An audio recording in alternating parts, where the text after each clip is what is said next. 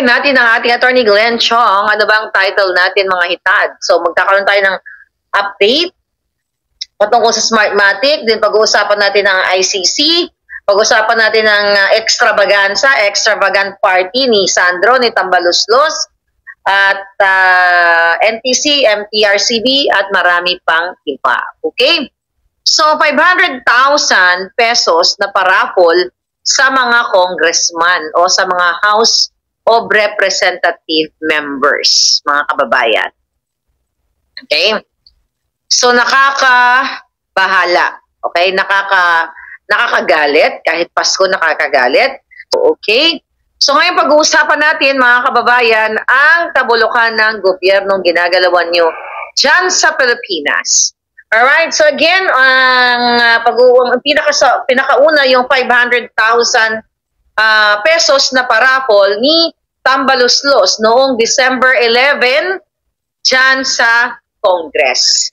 At syempre, kasama ko sa pagtatalakayan at tatanungin natin ang pulso ni ang view ni Attorney Glenn Chong na aking kalab team. Ito na siya. Na aking kalab team. Attorney Glenn Chong, brother, Merry Christmas to you and your family. I miss you here. Kahapon nagkape-kape ako, naalala kita. Sabi ko sa cameraman ko, wala na akong kalab team. Solo flight na naman ako. Ate Claire, thank you and happy holidays, Merry Christmas to you, your loved ones, mga anak mo, your husband, and yung cameraman para natin, si Kuya Rolly, Rolly. Tita Ana. Yeah, magaling talaga siyang kumuha ng mga, yung style niya pa. Drama, paikot-ikot, mo, akala mo naman bayad. Well, that's his contribution to the fight for our people. Yeah. Para naman sa atin lahat yan. Yes. So, Attorney Glenn or Brother Glenn na lang. Okay, kasi ayaw mo patawag ng attorney. Yes, Ate Claire. Yeah, so, I don't know if you're updated sa mga eksena. I know you're busy with your, sa mga kaso mo dyan, na hinaharap, mga kliyente at kung ano pa. Ang una kong gustong ipaalam sa iyo, I don't know kung narinig mo na to, kung napanood mo na yung vlog ko kanina, this is all about yung mga party-party sa Kongreso at party sa mga hotels kung saan ay nagkakainan yung ay ikwento ko na lang bumibili ng mga girlaloo, okay, itong si Sandro at ang mga congressman para pag piyestahan nila and syempre ang kapalit nun ay pera. So yun yung vlog ko po kanina, brother. But ito may additional tayo na information regarding pa rin sa Christmas party nila. Ito particular dito si Speaker Tambaluslos o si Romualdez. So napag-alaman natin sa ating puting ahas na imagine mo, Brother Glenn, habang naghihirap ang taong bayan, dun sa party, maliban na sa sobrang talagang fabulous yung mga food nila, then may paraffol sila na 500,000 pesos. Okay? 500,000 pesos and trip abroad. So, ikaw dati kang congressman, di ba? Ikaw ba, brother, kung isa kang congressman nung panahon mo, may mga ganyan kayo? Actually, I declare mga kabayan, sa panahon po ni Joe De Venecia, kalahati po kasi ng term si Joe De Venecia yung speaker, and then napalitan po siya ni Prospero Nograles.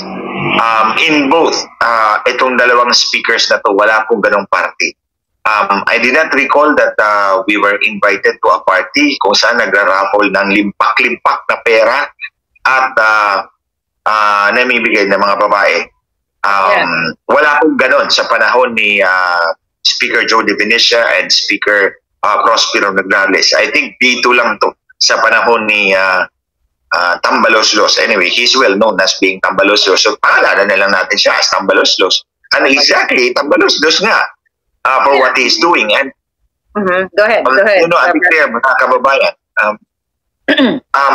this is the height of insensitivity. Diba? Mamimigay ka ng 500,000 na paraffol para sa mga mananalong congressman. Marami naman silang pera eh. Diba? Yeah. Most of sila, may nakulong sila. Mm. So, most of them, not all of them, ay mga magnanakaw. And malaki ang sahod nila, 500,000 a month. Meron pa silang MOOE, that's almost 1 million or maybe more. More than And then that. magpaparapol yung leader ng 500,000 para sa mga congressman na to. That's the height of insensitivity. Alam nyo mga kababayan, kayong nanonood dito sa video na to, magkano lang ba ang yun yung gastusin para sa Noche Buena ngayong gabi? Tandaan nyo yan. Magkano lang ba? Alam mo, when I was in the private sector before ako naging congressman, I was working in a supermarket. Ng mga ganitong panahon, ang daming tao, di ba? Ang daming tao namimili, last minute buying. Actually, last minute sila namimili because yun lang yung time nagkakaroon sila ng pera. Di ba?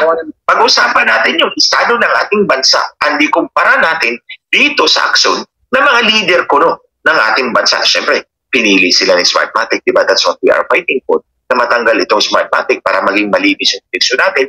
At ang uupo ay yung mga sensitive to the sensibilities and the plight of our people. Kasi ito, hindi. Nakikita din yung pagpaparabol ka ng 500,000 sa mga taong meron namang pera. Hindi na meron pera, magnanakaw pa. Malaki ang sahod, malaki ang MOOE. They have everything in this world.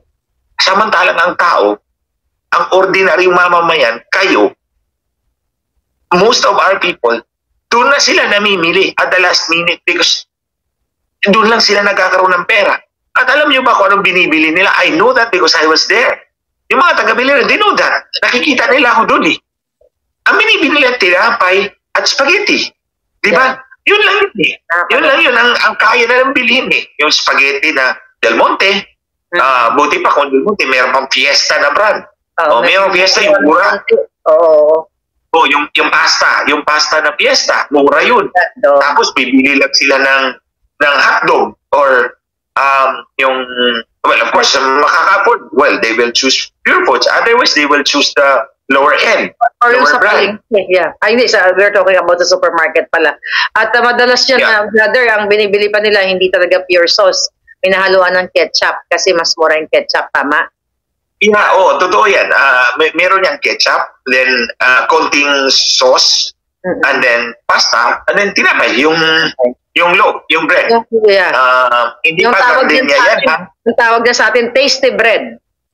Yung tawag tasty. Yung tasty bread. Hindi, well, of course, pag doon ka sa 7-Eleven, that's gardenia. May brand yan. Mas mahal yan. Pero ang bibili na yung tinapay, imagine mo, I direct this to Speaker. Mr. Romualdez. I should not be calling you Speaker because you do not deserve it anyway. Hindi mo ba nakita kung ano ang kinakain na pang-Noche Buena ng mga tao mo sa Tacloban? Na yun lang ang kaya nila, yung tinapay, yung ketchup, konting sauce at pasta. Hindi nila kayang kumain ng sumptuous food like you do. Tapos magpaparapol ka pa dun sa mga tao. Kung binigay nyo na lang kaya yun, di ba? Kung binigay nyo na lang kaya yun, yung pinarapol ninyo, binigay nyo na lang kaya yun sa mga taong mas nangangailangan. Because doing that is the height of insensitivity. Wala silang pakialam kung ano yung estado ng taong bayan, especially during these holidays, di ba? Tapos yung party, party na sinabi mo, Ate Claire, mga kababayan, yung nagtalang si Sandro ng mga kalapating mababanglipan. Yun na lang. Queen daw ito. Kalapating mababanglipan. Actually, mga kababayan, natandaan ko po yan. Merong kapareho yan. Merong kapareho yan sa panahon ni Pope Alexander VI, sa panahon ng Santo Papa na si Pope Alexander VI. Ang pangalan po actually niya is Rodrigo Borgia. He is Spanish. Si Rodrigo Borgia ay abogado yan siya dati doon sa Espanya, and then naging Santo Papa ang kanyang uncle. So naging Santo Papa ang kanyang uncle, ginawa siyang kardinal. And he rose from the ranks until he became the Pope. So binili niya yung pagka-Santo Papa. Sinuhulan niya yung mga kardinal para siyang iboto. And then there was one party na nagpa-party siya ang Santo Papa mismo nagpa-party siya ng mga kardinal.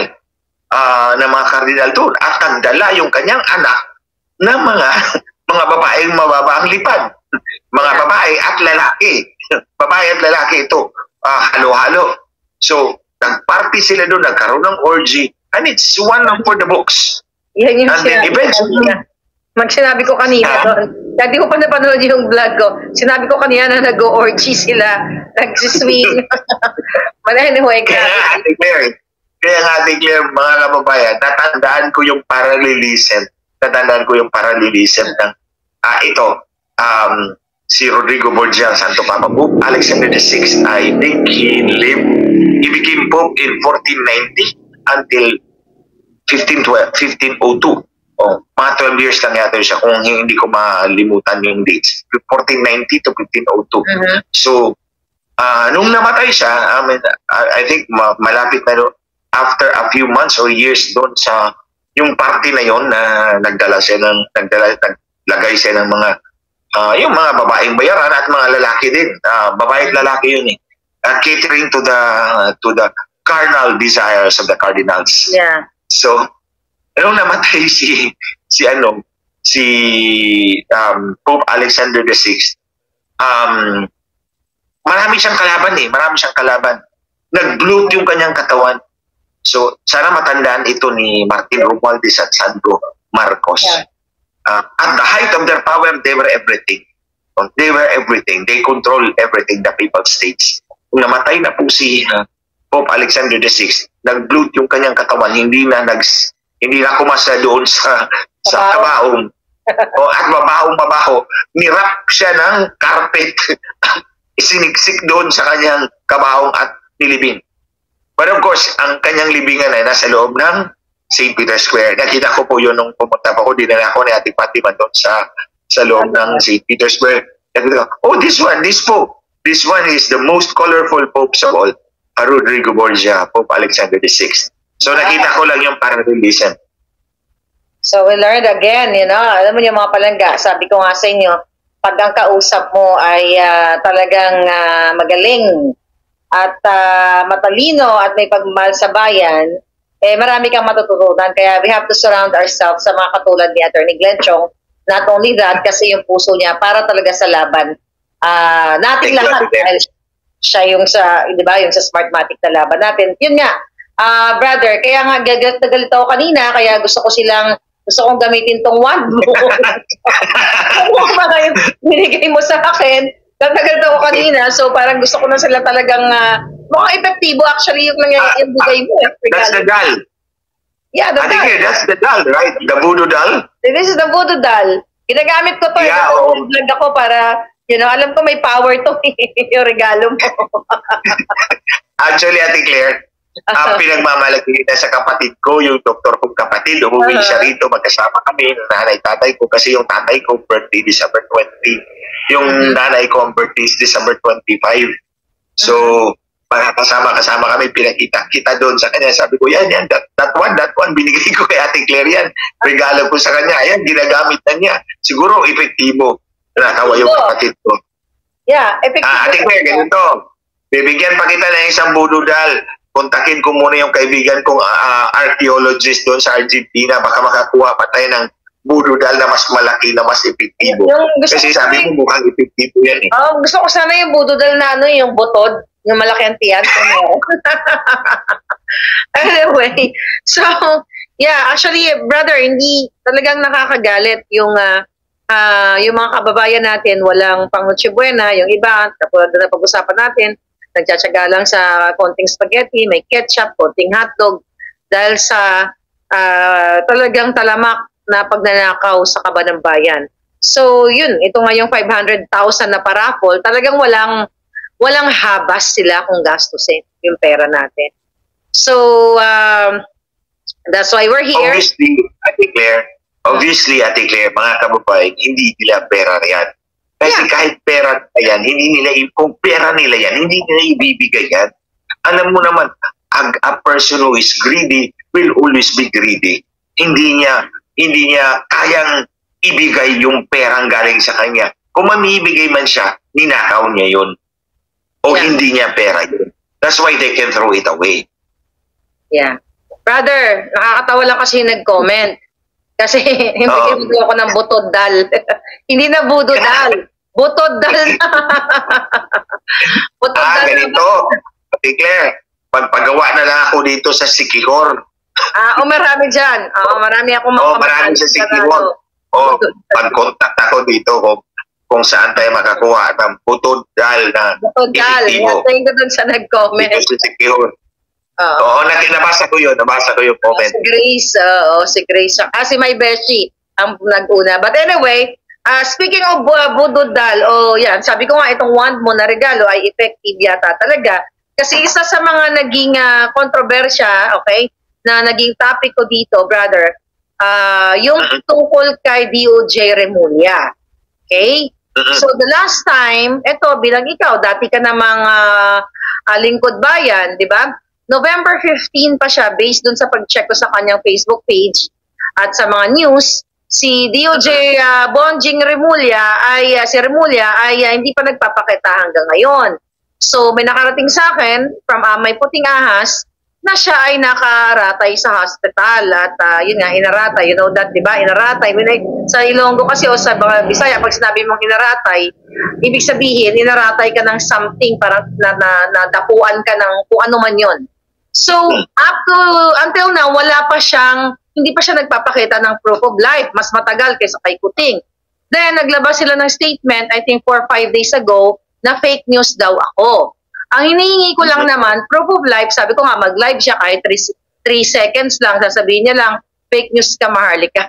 So, hanggang ngayon, wala pa. Ano sa tingin mo to? Bakit, confirm yan sa ating puting ahas na siya ay nagkasakit. So bilang isang lingkod bayan, tama ba ito na isisikreto nila sa taong bayan yung mga nangyayari sa kanila? Then sumisweldo sila, lahat ng benepisyo nakukuha nila, then hindi sila nagpapakita? Actually, Ate Claire, I'll put my answer in this context. Si Boying is a good friend. Natandaan ko po siya dati nung deputy, nung majority leader siya. I was just a plain congressman. Simula pa lang naman yun eh. Simula pa lang naman yun ng pag-serbisyo ko sa publiko. He was the majority floor leader. And then, natandaan ko talaga, tinawag niya ako one time. Sabi niya, meron ako scholarship para sa mga bata mo. Ibigay ko to sa'yo. Binigyan niya actually ako ng scholarships at binigay ko yun sa mga kabataan ko dun sa biliran. That's one gesture I will never forget about Boying. But may maganda naman pala siya nagawa. Ako naman naniniwala ako dyan. Kasi dati gusto ko siya. Okay, sige, tuloy. Actually, ako, tinatandaan ko lahat ng mga taong nagpakita ng magandang loob sa akin, nagbigay sa akin, tinatandaan ko yan lang. Pero tinatandaan ko na mas mahaba yung mga may atraso sa akin at sa bayan. Okay? I have an even longer memory. I have a long memory for people who have given me, who have pleased me, who have shown their kindness to me. But I have an even longer memory for people who have displeased me or who have done something wrong to our people. Mas mahaba yun. Okay, at any rate, gusto ko lang ipaabot to because that is a good deed na hindi ko talaga malimutan. At any rate, as a public official, may obligation tayo sa taong bayan. Kasi ang nagsasahod sa atin, ang pera ng taong bayan. It cannot be discounted, it cannot be denied na public funds ang ginagamit para isahuran tayo. And we are in the service of the public. So, kung ano man yung state of health natin, not only for the president, yung state of health ng secretary, ipagbigay alam natin yan sa tao bayan. Kasi, for example, kung hindi ka kayang mag-render ng servisyo, dapat mag-leave ka. Diba? Kasi pag nag-leave ka, no work, no pay. Yes. Kung hindi ka nag-leave, nasa hospital ka, hindi ka officially nag-leave, then the supposition is, nagtatrabaho ka. So, I mean, every person, you, me, everybody else, meron naman tayong karapatan na magtanong because we pay taxes, di ba? Nagbabayad naman tayo ng taxes tulad ng sinasabi ko, direct tax. Yun yung income tax mo. Indirect tax, yun yung value-added tax mo, excise taxes ng petroleum, na gumagamit tayo lahat ng petroleum pagka-drive, except sa si Ate Claire, Tesla ang ginagamit niya. Wala electricity. Well, at any rate, meron pa rin tax doon sa electricity, at least in the US. Now, if we demand something from our public officials, we are entitled to an answer. Dapat tayong sagutin. So, ang sa akin is, if I were in the shoes of Boeing, tama yun. Kahit mag-live lang ako ng 3 seconds just to prove na andito ako, buhay ako. I'm rendering service even as of now. So yun lang ang masasabi ko dyan. Then you have the right, Ate Claire, mga kababayan, you have the right to ask your public official, ano na bang nangyayari sa'yo? Nasaan ka na ba? Hindi ka na naman nakita. Are you still receiving money from the public? Pinapabayaran ka pa ba? Nagsasahod ka pa ba? Nagsiservisyo ka pa ba? Because that is part of the territory. When you enter public service, kasama yun. Bubusisiin yung buhay mo. So, huwag kang magreklamo kung bubusisian kayo ni SMNI. Di ba? True. I mean, it comes with the territory. Pag sinabi mong papasok ka sa serbisyo publiko, I address this to Martin Romualdez. Pag binusisi yung yung travel expenses mo, you should face it like a man. Hindi yung iipitin yun yung SMNI. Didiktahan mo yung tao mo doon sa NTC. Kaya pala, ayaw mo talaga ako kasi ayaw kong magpagago sa iyo, Martin. Kasi, mga kababayan, papunta na ako sa tanong na yun. Papunta na ako doon sa tanong na yun, Brother Glenn.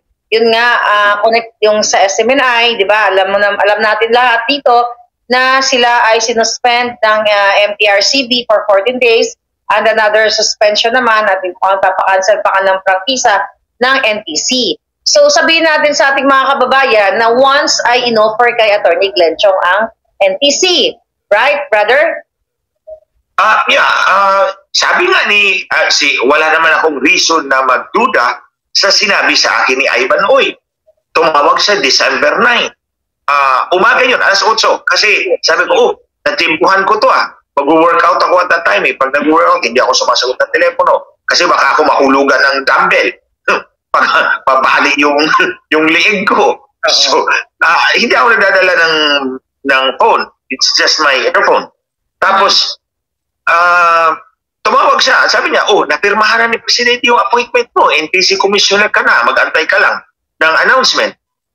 Yung pala, kinugot ni Lisa Marcos, pinunit kasi ayaw ni Smartmatic kasi mahuhuli yung kanilang dayaan kung kontrolado ko yung telco. So, it's the same way. Kung ako yung NTC Commissioner, Martin, you will never get your way. Kahit speaker ka. True. Hindi mo ako madidiktahan. True enough. Ayaw nyo sa akin because alam nyo hindi nyo ako madidiktahan.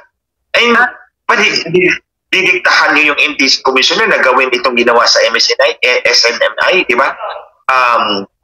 Inisyuan sila ng show cause order. Show cause order means you answer. Pag pakita ka ng rason kung bakit hindi ka namin isuspende. Pero at the same time, may suspension order na for 30 days yata yun Kaya nga, saan ka makakakita na bibigyan ka ng show cause order? I mean, show cause order is part of due process, di ba? Malinaw yan sa ating constitution, sa ating saligang batas. Every person has the right to be heard. Especially pag may punitive, may penalty na kasunod. So, ang sabi ng NTC, bigyan mo kami ng rason kung bakit hindi ka namin isuspinde. So that is part of due process. Substantive due process yan. The right to be heard.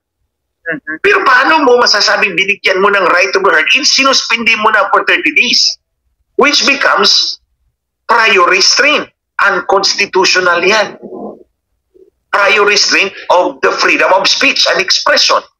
So, hindi lang yung substantive due process ang nilabag ng NTC, pati yung constitutional right ng mamamahayag to freedom of speech and expression, hindi pa nga siya nakabuka ng kanyang bibig, hinarang mo na. Ito yun, hindi pa nakabuka yung bibig ng announcer, ng broadcaster, hinarang mo na with a suspension order. That is what you call prior restraint. So dalawa yan mga kababayan, Ate Claire, para lang may malaman ng ating mga kababayan. Pagdating sa freedom of speech and expression, lahat tayo may constitutional freedom of speech and expression. Ma-Pilipino ka man o ma-Amerikano ka tulad ni Ate Claire, meron sila dyan. First Amendment yata yan sa kanila eh. So, may dalawang unconstitutional acts na pwedeng gawin ng gobyerno. Una, prior restraint. Hindi pa bumuka ang bibig mo, hindi pa bumuka ang bibig ng broadcaster, hinarang na ng, for example, in this case, suspension order or gag order. Pwede. Gag order yun, di ba? Nag-usap tayo na natin Claire. Order. So yun ang pinapaisuan ako ng gag order ng korte. So, yun ang ginamit kong rason. Hindi mo pwede ako isuan ng gag order because prior restraint yan. And prior restraint comes with the presumption of unconstitutionality. Presumed unconstitutional yan. On the other hand, the other one is subsequent punishment. Subsequent punishment is nakabuka na yung bibig mo, na-utter mo na yung word, pinenalize ka. Sinuspindi ka. Pinenalize ka. Kinasuhan ka. Tulad kay Ate Claire. Kinasuhan ni Lisa Smugs. O pinakasuhan. Mali pa yung address. O that is an example of subsequent punishment. Kaya nga sabi subsequent kasi na-utter mo na yung words. Na-broadcast mo na yung gusto mo. So, tapos may penalty. So that is subsequent punishment. So yung dalawa, hindi yan pwede because they encroach on the freedom of speech and expression. So, itong ginagawa nila Tambaluslos, ginagamit nila yung NTC, syempre mga kababayan, yung mga taong hindi kwalipikado, ang kanilang kwalifikasyon is patronage lamang. So, luluhod sila sa kanilang mga patron, sa kanilang mga santo. Tulad ng NTC Commissioner. O, sabihin natin, sino ba NTC Commissioner? Hindi ko kilala yan eh. O, yung NTC Commissioner, Oh yeah, say go ahead. yung NTC Commissioner, I don't know kung meron kang sapat na kwalifikasyon. Kasi kung may sapat ka na kwalifikasyon, you should be able to fight it off. Pero kung hindi mo kayang lumaban, ang qualification mo lang is patronage. Lumuhod ka, para i-appoint ka. O yun. Ako hindi ako luluhod. Kahit siguro hindi ako i-appoint. At the end of the day, it's the people who will decide. Hindi ako luluhod kay Tambaluslos, hindi ako luluhod kay Lisa Smugs. I know this. What stuff these people are made of. Yeah. Wow. So, brother, actually, ang mga comment dito ay napaka-positive lahat at talagang ito katulad nito sabi ni Jericho. Okay, si Jericho, walang utang na loob ang Marcos sa SMNI sa mga Duterte pagkatapos tulungan at naipwesto tatagain ang harap-harapan. True. Kasi, di ba, naalala mo yung debate? Thank you, Jericho. Yung debate, wala namang pumapansin ng agenting eh. Right? Oo. Natandaan ko yun. Yung Machiavellian niya? Actually, Jericho, mga kababayan, kung titingnan po ninyo kung sino yung example ng manifestation ng kawalang hiyaan nitong pamilyang ito. Walang utang na loob. Si Maharlika yan. Si Ate Claire yan. Mula pa nung 2016, di ba? Ginigising ka kahit anong oras. Pinapa-interview ka nagpapa-interview siya sa'yo. In the same way, ganun din naman ako eh. Tinatawag ng dealer, nakaka-uwi ako ng alas 2 ng umaga. Ni pisong puting, wala akong natanggap. Kahit sintabo, wala akong natanggap sa kanila. But at the end of the day, we are all disposable because these people are scheming. Yun nga, scheming. Ang gusto lang nila is yung sarili nila. All else are disposable. Kahit yung mga nilagay nila sa pwesto ngayon, they are all disposable. Para sa akin, mga kababayan, kilala ko si Lisa Marcos. I don't want to be an employee of Lisa Marcos. I don't want to be an appointee of Lisa Marcos. Kasi kilala ko yung pagkatao niya. Yung nga, kwento ko nga, sinakain nga niya yung That guy. Di ba kwento ko yun sa'yo, Ate Claire, privately, na nung nagbi-meeting kami. Marami kami actually in that long table. And then may nagpipresent po na Indian about the software nung kampanya ito. Nawala yung internet. Pinatawag ni Lisa Marcos Adrian. Siya yung in charge doon sa Sinakal niya. Sabi niya, balik mo yung internet ngayon. I was shocked. Sabi ko, ito bang klaseng tao ang luluhod-luhuran ko just to get an appointment? I'm not going to do that. Yeah. Hindi ako magpapakababa ng sarili kong pagkatao. I will not lower my dignity to serve a person like that? Or nakatingala ka sa taong ganyan? Yan, Totoo yan. Sinakal niya yung empleyado niya, mga kababayan. Lisa Marcos, klaro niya. Si Lisa Marcos, sinakal niya yung empleyado. Kaya dyan sa mga vloggers na nanonood ngayon, ang gagamit yung headline sa inyong susunod na vlog, Lisa nanakal. Yan. I mean, I stand by what I saw. Yes. Ate Claire, I stand by what I saw, mga kababayan. Kitang-kita ko yun. Nasa na kaya kayo yung sinakal niyang yun? I don't know kung nasaan si Adrian. Adrian yata yung pangalan. I was shocked. And then, yung isa kong katabi, sinabi sa akin, my God, hindi dapat niya ginawa yan. Because, hindi yan katanggap-tanggap sa taong bayan. Brother, gagawin mong ganyan. Kulong na yan dito, ang hayop na yan eh. Diyan kasi. Sinabi nga ng katabi ko, my God, I was shocked. Sabi ko, ako mismo na-shocked din doon sa ginawa ni Lisa Marcos. So mga kababayan, for all the things you see about Lisa Marcos, that's fake. True. For all the things you see about Lisa Marcos alam TV, yeah. True yan. Well, nakita niyo, by the way, speaking of that, may na-interview tayo mga kababayan natin sa Japan, si Kuya Berwin at si Ate Riza na nagpapatotoo na sila ay mga group leaders doon. So, yung isa doon, si Kuya Berwin, brother, talagang supporter pa ng Marcos Sr. Tapos nung nandoon sila, doon sa, meet and greet na yon, yun yung nag-viral na muntik na masundot si Tambalos-los ng flag. I don't know yes. doon, na sinabi nila sa akin na natismaya talaga sila. Doon sa interview, actually interview ko nga sila a few days ago, na very cold, wala daw talagang kamor-amor, walang eye-to-eye contact, ng itong si Lisa at itong si Marcos Jr. Puting. Ate Claire, mga kababayan, speaking of eye contact, yung eye contact, diyan mo makita yung sincerity ng tao eh. True. Diba? Diyan mo makikita because you can peer through the soul of a person through his eyes, diba? I think if there's anything vulnerable sa ating pagkatao on the outside, it's the eyes.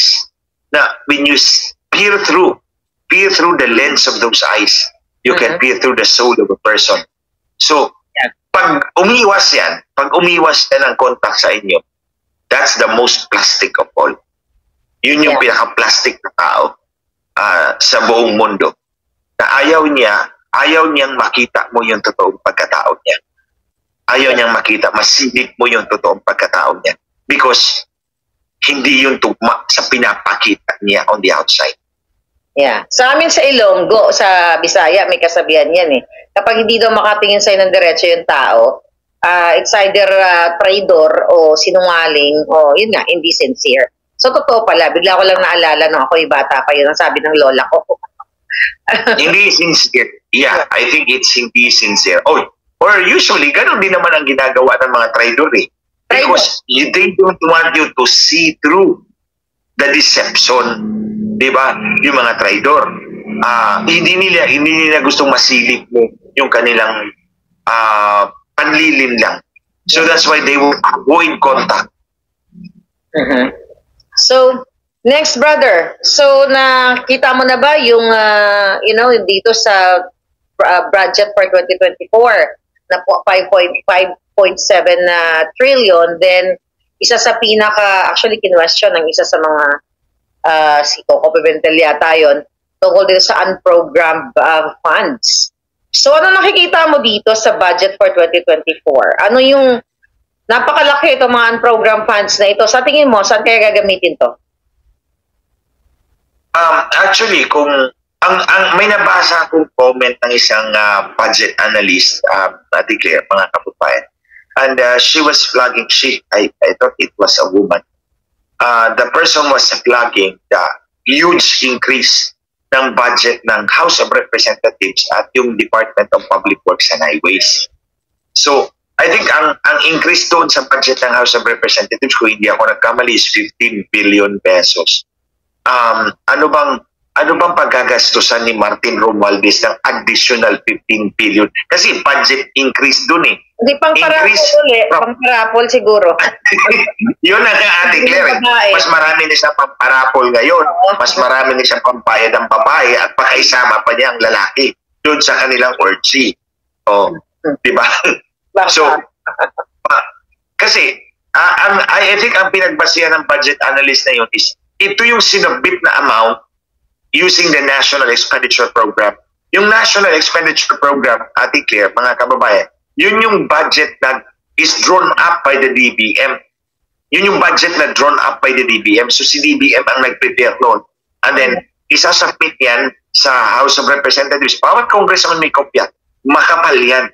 Makapal yan. Mga 3-4 inches yan. Nakadetali lahat doon yung mga gastusin. So sabi ng analyst, mula sa National Expenditure Program, nadagdagan ng 15 billion yung House of Representatives. Ang tanong there is, anong paggagastusan nyo ng 15 billion na nakaprogram naman lahat ng expenditures ninyo doon sa National Expenditure Program? Ano pa bang dinagdag ninyo? Anong gamit doon sa 15 billion? Pang additional travel expenses? Pang raffle? O pang prostitute? Yeah. So dapat sagutin nila yan. The other one is yung sa DPWH, Ate Claire, mga kababayan. Malaki yung increase mula sa DBM na amount sa DBM proposed amount. Okay? That's the right term. Proposed amount ng DBM and the final version of the law. Nadagdagan ng billion-billion yung sa DPWH. I think it's more than 100 billion if I'm not mistaken. Ang tama yung sinabi ng budget analyst na yun na ito yung mga insertions ng mga congressman. So ang tanong, magkano ang insertion ni Romualdez dyan? O magkano ang insertion ni Romualdez dyan? Yung insertion, mga kababayan, Ate Claire, discretion yan ng speaker o ng official na nag-insert niyan. So kumbaga, ako yung congressman, mag-i-insert ako ng 5 billion sa budget ng DPWH. Sasabihin ko, ako yung mag-determine kung sino ang bidder dyan kasi ako ang nagpalagay niyang pundo na yan. Oh, kasi over and above na yan sa pundo ninyo. Diba? DBM, nag-propose ng amount. Okay, example, DBM, nag-propose ng amount. DPWH, 500 billion. Okay, 500 billion. Tapos ako, ito, speaker ako. Pagpalagay natin. Ayoko maging speaker, ha? Kasi pag naging speaker ka, you are in deep shit. You're in the quagmire of corruption. So, ipagpalagay natin, speaker ako. Maglalagay ko ng additional na 50 billion. Oh, so, paglabas ng batas, sa halip na 500 billion lang yan doon sa NEP o National Expenditure Program, paglabas ng batas, 550 na yan. Kasi nilagyan ko ng 50. Tapos, ang sasabihin ko sa DPWH, huwag mong i-gamitin yan ha, akin yan. So ako ang mag-determine ko anong project yan at ako mag-determine ko sinong contractor niyan para malaki yung kickback ko. Wow. So that's a source of corruption, mga kababayan, yung insertions na yan.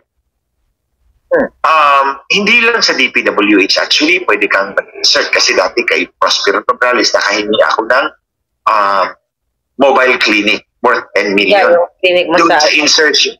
Doon sa insertion niya sa DOH. So, yung mga congressman nag-i-insert yan, actually the leaders of the House of Representatives, kasi yung simple congressman hindi ka naman makapag-insert Di ba ka ikaw insert doon sa imbornal? So, ang makakapag-insert yung mga opisyal ng House of Representatives. So, or should I say House of Representatives? So, yeah. So, hindi lang sa DPWH, pwede ka mag-insert sa DOH, sa iba-ibang line agencies ng gobyerno. Yeah. Well, binlag ko to about sa DPWH na ang Chief of Staff ni Sandro ay kumikita doon, okay, sa DPWH, sa mga contractor. But yeah, moving forward. Rather good. So, ICC, isa sa mga binlag ko, galing sa aking puting ahas. Ano yung view mo as a lawyer na wala na tayo sa ICC, hindi na tayo miyembro dyan, pinapasok, ayon sa aking puting ahas, okay, na pinapasok na andyan na sa Pilipinas, itong mga miyembro ng ICC at naghahanap na ng mga ebidensya laban not only kay Pangulong Duterte at kay Inday Sara, doon sa mga biktima daw ng war on drugs. Ano mo dito? Tingin mo dito na, bawal, unconstitutional, sabi nga ni Attorney Harry Roque, ay against the law ito. So ikaw, anong point of view mo dito? If I will describe that in a few words, that would be abject surrender of sovereignty for political expediency. Wow. Yun mga kababayan. I'll explain. Yeah. That's an abject surrender of sovereignty purely for political expediency. So, kung matatandaan po ninyo, mga kababayan, pinull out na ni President Duterte ang Pilipinas sa Rome Statute. Ito yung nag-set up ng International Criminal Court. So, nag-pull out na Pilipinas from the Rome Statute. So, effectively, we are not bound. We are not bound to let them in and conduct investigation. So, by doing so, na pinapasok mo yung investigator sa mga ICC dito, purposely to go after former Philippine officials, that's an abject surrender of sovereignty. Because as a sovereign nation, we can always refuse them. Diba? We can always refuse them, especially because we are not bound anymore kasi wala naman tayo, nag-pull out na tayo from the Rome Statute. So, kung nag-pull out tayo from the Rome Statute, there is no compelling legal obligation on the part of the Marcos administration to let them in. Yeah. So, pag pinapasok mo sila, then you surrender the sovereignty of the Filipino people to these people. Now, for what reason? Dahil gusto mong tirahin si President Duterte and neutralize Sara Duterte para walang kalaban si Tambaloslos sa 2028. At para masiguro na si Tambaloslos ang presidente and subsequent to that, sa 2034, si Sandro Marcos. So, yun ang sinasabi ko, that's an abject surrender of Philippine sovereignty purely for political expediency. Political expediency ng mga Marcos. Ang purpose nila, pinapasok nila, tirahin nila si President Duterte, takutin nila, and then neutralize Sara. For one, posible naman nilang sabihin na, hahabulin kayo ng ICC, kukulong ka, President Duterte, kukulong ka. But we can do something about it. Huwag mo nang patakbuhin yung anak mo. Diba? Political expediency. Huwag mo nang patakbuhin yung anak mo. Well, let's keep this hush-hush. At pwede rin, brother, na kunyari, pag ipa-aresto na nila si Sara at si Pangulong Duterte, pwede din umacting si Kuting na mga taga-ICC, hindi nyo dapat ginagawa yan, labagyan sa batas. No. Hindi nyo dapat inuhuli si Duterte o si Inday Sara para para makuha niya na naman yung mga nabudol niya. Mambubudol. Oo, mabawi na naman yung nabudol niya. Pero I think ang end game dyan, Ate Claire, is to really neutralize Sara once and for all. One way or the other. Yun yung end game ni Lisa Marcos.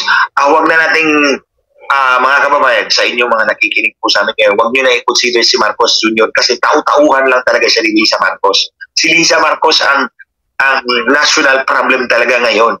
Si Lisa Marcos ang national problem. Hindi si Kuting, tau-tauhan lang niya yan. She can kick his butt out anytime she wants.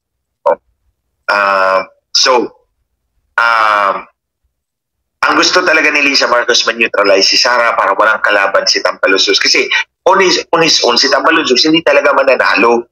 O hindi talaga mananalo si Tambaloslos. Tingnan mo yung mukha ni Tambaloslos.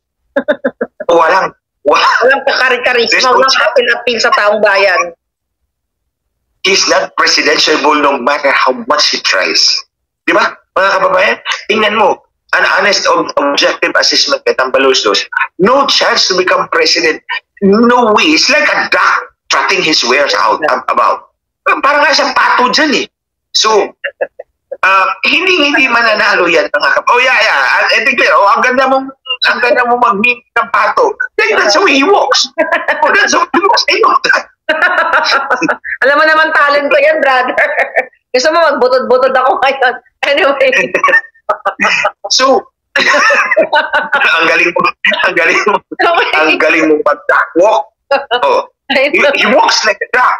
Yeah. I mean, you can't elect a president that walks like a duck.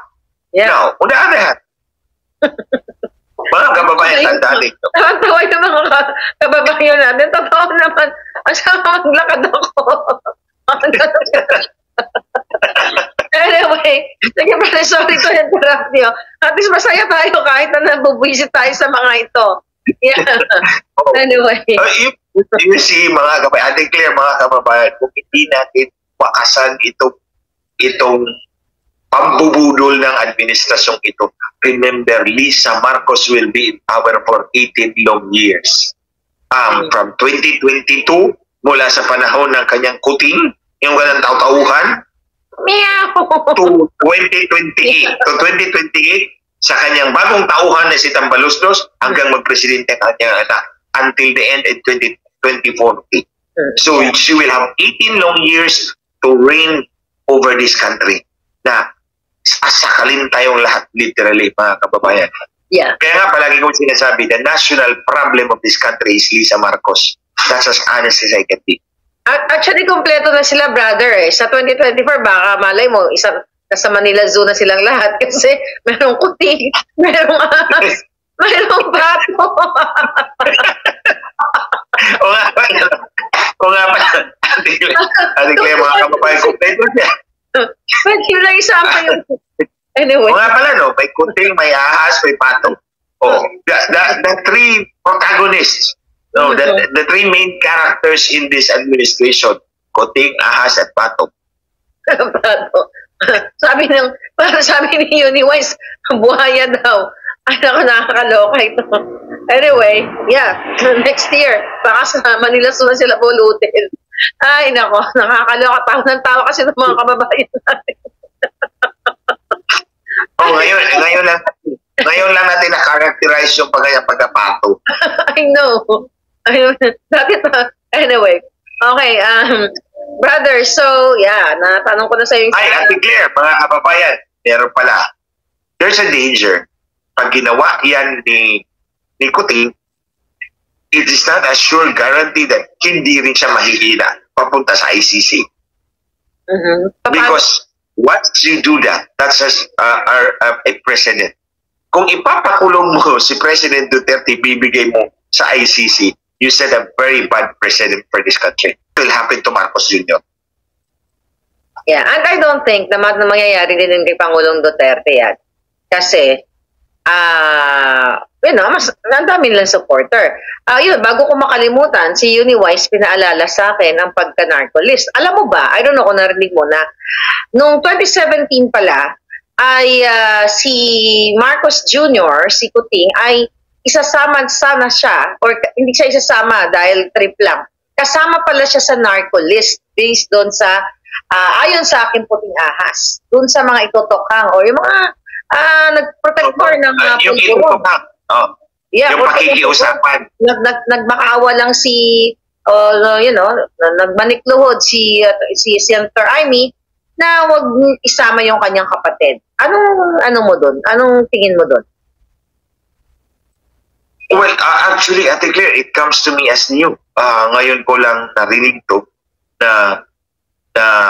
na isasama pala dapat si Marcos Jr., si Bobong Marcos. Diyan ko na-pick up yan sa Amerika, si Tito Jojo yan eh. Bobong Marcos, paulit-ulit yan sinasabi sa akin. I'm caught up with it. The husband of Tita Helen. Yeah. So, kaya Bobong Marcos na rin ang gagamitin ko because it's swak na swak eh. Swak na swak. I think that the government at the time under President Duterte was in a position to identify who really are the people subject na dapat na itutukhang. To that end, I tend to trust na yung gobyerno, dahil may confidential funds, may confidential agents, may malawak yung machinery ng gobyerno, di ba? Sa panahon ni President Duterte, malawak naman yung machinery ng gobyerno natin. Tapos yung intelligence network. So malalaman nila kung sino talaga yung mga nagsasabu at sino yung mga cocaine. Nagtutulak. Diba? Nagtutulak. Ito yung focus ng gobyerno at that time eh. Ito yung focus ng gobyerno ni President Duterte. So, malalaman nila. And if nasali doon si Marcos Jr., then I would tend to believe that makatotoo because of the machinery of the government to know who these people are. And mismo si Pangulong Duterte, like during the campaign, di ba?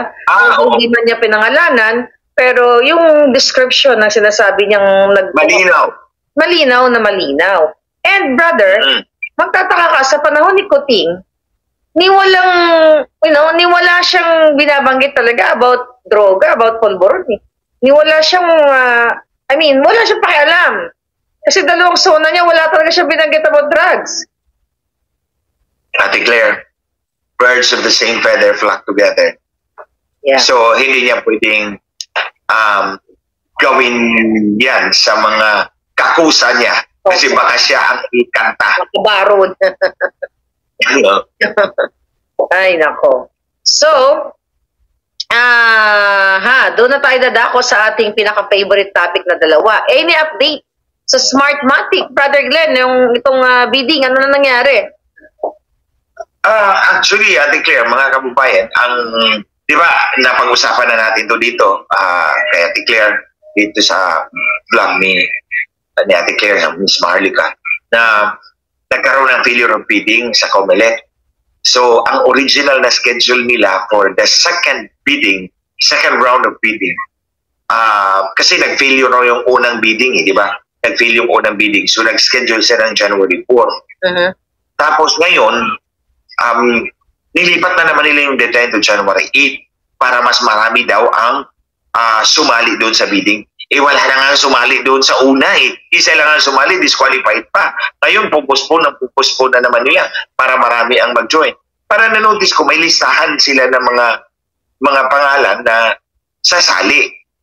Inindun si Dominion Voting Systems, yung partner ni Smartmatic dati. Bakit hindi yan nag-drop ng bid nung unang bidding?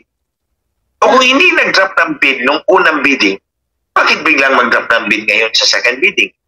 So, it gives me the idea na drama lang talaga yung unang bidding. Kailangan magpalpak talaga to because they're going to give more time kay Smartmatic na makakuha ng TRO sa Supreme Court. So, nilipat na naman nila ng nilipat kasi January 4, you will agree, is very tight kasi yung mga Supreme Court justices, maybe yung iba wala rito, Pasko, holidays, Pasko, bagong taon. So, nilipat na namin lahat to January 4. I mean, January 8 pala, January 8. Pero ang na-notice ko, yung mga hindi nag-join nung unang bidding, mag-join na ngayon sa second bidding. Baka ito na yung totoo. Yung una, drama lang talaga. But they're giving time talaga kay Smartmatic na makakuha ng TRO. Yeah. So, we'll see kung ano naman ang susunod nila ng drama. But anyway, you know, nandito lang naman tayo nag-aabang sa kanila. Diba? Actually, Ate Claire, ikaw talaga yung nasa forefront dyan. Actually, ngayon ko lang doon sabihin, kininto ko, I mean, natanong ako sa isang interview about doon sa One American doon. Sabi ko, actually, ang unang nag-reach out dyan sa UAN si Ate Claire. So siya talaga ang papatay na talaga ako ni Lisa Smugs. Siya talaga ang tinanong ako how did the OAN affair unfold. Ang sabi ko na actually in reality ang una talagang nag-reach out sa OAN na may testigo nandun sa Pilipinas, si Ate Claire yun. So siya talaga ang kumbaga ikaw talaga ang bida dyan. So, kaya sa ating mga nanonood ngayon, mga kababayan, suportahan po natin si Ate Claire, suportahan po natin si Miss Marlica sa kanyang vlog. Iparamdam po natin sa kanya na hindi lamang siya nag-iisa. Nandyan tayo all the time. Actually, Ate Claire, nakikinig ako dyan sa mga vlogs mo. Although, sometimes naaabutan kitang nagla-live. Sometimes naman, afterwards na. Or sometimes hindi ako nagko-comment, pero nakikinig ako when I'm in my car. Kasi yung mga tao ko nakikinig sa'yo lahat eh. Thank you, brother. Meron nga ako isa doon, taga-remind sa akin, Attorney, nandiyan na si Marlica, nag-live na. Wow. So, since binuking mo na ako, ikukwento na natin sa kanila kung paano ko kinontak ng OAN. So, okay. Diba, that was September, nung nabasa natin sa newspaper, you know, na naghahanap nga sila ng nag-hingi sila ng ebidensya sa Pilipinas at nag-ask sila ng sa court para payagan sila na makakuha ng ebidensya sa Pilipinas. So narinig ko 'yon, parang nag-spark yung aking nag-spark yung aking brain. Sabi ko, nag-spark yung brain ko na parang, this is it. Sabi ko na gano'n, I have to contact them, sabi ko. So kaya 'di ba sinabihan kita, sabi ko, brother, sabi ko na gano'n, ito na yung balita. Maybe we can contact, I can contact OAN. So yun po mga pinunta ko yung OAN. Actually, marami pa akong kinontak kasama yung Fox News. Hanggang ngayon, hindi pa yata nila nakikita yung aking email. But yeah, thank you. At least nakita yung OAN, yung One American News, ang bilis talagang sumagot. Kaya, nirelay ko na sila sa'yo dahil ikaw naman ang nakaalam ng talagang pinaka-dayaan sa Pilipinas. So yun po yun ang kwento. So Lisa, ayan, alam mo na. Ayan. Etong Thank you so much. Gawin mo siya, gawin mo siyang pusa. Daga. Gawin mo siyang daga. Madaga kasi mabaho. Ibitay mo siya. Ibitay mo siya, Wingardium Leviosa. Yun sa mga Harry Potter parts, you will remember that. Wingardium Leviosa. Yung maglilipid siya. Babasahin ko yung mga series ng Harry Potter para mas lalo ko ma-internalize. But anyway, for sure, gigil na naman si Lisa Smugs dahil alam niya tayong dalawa naman talaga ang mag-partner. Ate Claire, gigil siya kasi na-booking yung pananakal niya ng kanyang empleyado. Actually, for the first time dito palang natin ito napag-usapan extensively yung pagsakal ng kanyang empleyado. That's really one of the things na pumasok sa isipan ko. I cannot serve a person like this. I cannot be appointed by a person who controls people like this. Kasi I value my dignity. I value yung pagkatao ko. I cannot be like that. Hindi ako pwedeng sakalin, hindi ako pwedeng diktahan. So, yes, kaya naman ang lab team namin ni Atty. Glenn para sa bayan ay talagang tumatabo sa takilya. By the way, brother, namimiss kita. Sabi talaga, namimiss ko yung mga eksena natin dito, pati sila Rolando, sila Rolly, sila Ellen, namimiss ka namin dito. Sabi nga namin, wag ka na umuwi, di ba? Dito ka na lang. Actually, di ba, I promised you guys, sila lahat, Tita Helen, Tito Jojo, Kuya Rolly, si Tita Ana, Tita Nancy, may nakalimutan pa ba ako? Ang iba, these are the people who were with me all the time. These are the people who were with me all the time. So, ako'y nagpapasalamat po sa inyong lahat sa mainit na pagtanggap. I can really feel the love, the support. It's been there in your heart. Nararamdaman ko yun. Kaya, di ba, Ate Claire, sabi mo, yung nandun tayo sa nabudol party. Yeah. Di ba, sabi ko sa'yo, what you see in me is what you get. Kung ano yung nakikita nyo sa akin, ako yun. Hindi ako tulad ni Bobong Marcos na will not make eye contact. He makes a conscious effort to make that eye contact. Ako, I hug you. Wow. Because ako yun. So, nararamdaman ko yung pagmamahal nyo, yung pagsuporta nyo. And then I promise you, di ba, sabi ko, pag nabalik ako dyan sa Amerika, I'll stay longer. And bahala na kayo kung saan nyo ako i-round robin. Kung saan ako titira sa ligong ito. Saan ako titira. Gusto mag-ano sa'yo, mag-host. Mga palangga, grabe talagang nag-aagawan pa. Tapos, hindi man inaaway, Parang, sabi pa sa akin ni Madam Myrna, si Ate Myrna, sabi niya sa akin, ay, ikaw talaga. Sabi niya, ba't di mo sinabi sa akin na pupunta si Glenn? Dapat inost ko siya, dapat ganito, ganyan. Sabi ko, Ate Myrna, kalma, okay na. So talagang ang dami talagang gustong, ang dami nagmamahal sa'yo, Atty. Glenn. Brother, ang daming nagmamahal sa'yo. Ate Glenn, that's why gusto magpasalamat in this special day. Kasi magpapasko na sa Pilipinas in a few hours. I want to thank them again. Sa lahat ng mga sapatos na binigay ko sa akin. I know. Maraming salamat. Sabi ko nga sa kanila, the things you give me, I keep them. Kung hindi ko man ginagamit, I always keep them because that is always a part of my life. Yung binigay nyo, I always remember that. Ate Claire, I know na malaki yung ginastos mo. Maraming salamat. Sabi ko nga sa'yo, pag ikaw na balik dito, ako naman tayo. Oo, di ba? Binuki mo na naman ako. Baka yung mga kaibigan ko dyan, Atty. Glenn. Next time, Ate Claire, next time, doon na talaga ako titira sa mga bahay ng mga kababayan natin. Those who are willing to host. Ayoko na doon sa hotel na. Okay, sabihin na natin kung ka nag-stay. Actually, nilagay ako ni Ate Claire doon sa Hollywood Roosevelt. Roosevelt, yeah. Yeah, it's an iconic hotel. Actually, it's an iconic hotel. And then I found out only when I come back in Manila, tinignan ko, it's the most haunted hotel in California. Actually, It's ba the talaga most kayo haunted. nilagay para takutin kayo? But, seriously, ang ganda-ganda po kasi ng, I mean, hindi, maganda yung hotel. I mean, nakita nyo naman. Yeah, Really iconic. the hotel is historical. iconic. It's historical.